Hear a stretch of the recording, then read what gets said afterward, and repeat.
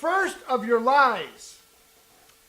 I'd have to suffer in order to achieve a body like that, or obtain a PhD, or own and operate the business I want, or whatever it might be. Mm-hmm. I'd have to suffer. That's right. My first question to you is, does that sound familiar? If you don't use the word suffer, do you use a synonym of that word? Like compromise or... Well, no? Suffer is more like we believe it's going to be hurtful to us. Like it's going to be a hard, arduous, challenging impossibility of a climb. Yeah, there was a word that I was right? looking for, I can't find it. Do you want to start by talking about suffer insofar as it relates to your cut? Because, sure. Can I say one more thing? I'm sorry. We want you to find yourself in this. Yeah. Okay, so we boldly put up Carrie's photos and the picture of me after I earned my PhD as our guideposts. But where are you on this stuff? What goals do you want to achieve? Are they fitness-based? Are they business-based? Are they happiness-based? Are they financially based? Are they relationship-based? Are they health-based?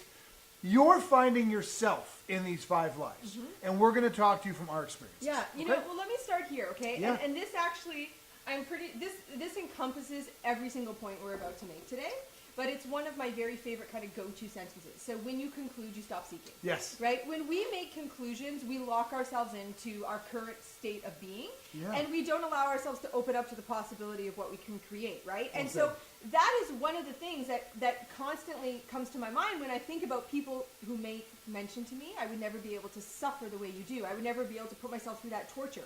Yeah, people use the word torture to get to where I've been, right? Yep. Here's the thing for me, is that is such a conclusive statement. Sure. You are making, well, not you, but the person who makes those statements to themselves or to me or whatever the case may be, they're making the conclusion that it is suffering. Yes. Right? You know, you see this image of someone who is clearly like got herself down to a certain percent of body fat.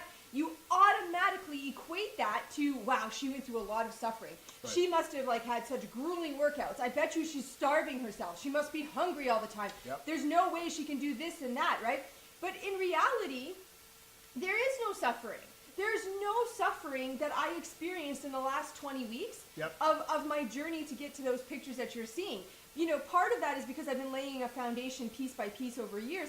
But the truth is that it's really a lot more simple and a lot more streamlined than people think it is. I didn't suffer even one time. Yes. You know, as I was going through that process. Well, you know, the funny thing for me about all that, and I'm probably going to repeat what I'm about to say a million times through today's episode, okay?